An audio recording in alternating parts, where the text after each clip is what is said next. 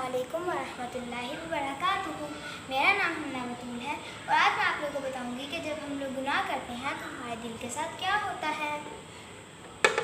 ये हमारा दिल है।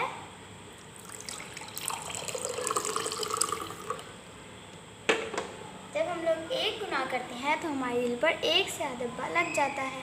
जब हम दूसरा गुनाह करते हैं तो हमारे दिल पर दूसरा से ज़्यादा दब्बा लग जाता है।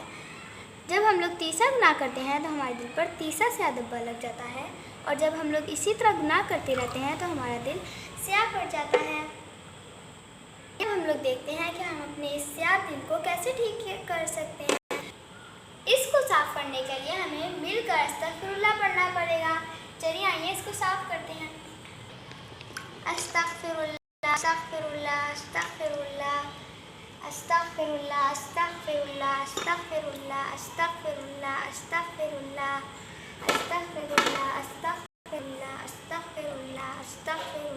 अस्तगफिरुल्लाह अस्तगफिरुल्लाह अस्तगफिरुल्लाह अस्तगफिरुल्लाह अस्तगफिरुल्लाह अस्तगफिरुल्लाह अस्तगफिरुल्लाह अस्तगफिरुल्लाह।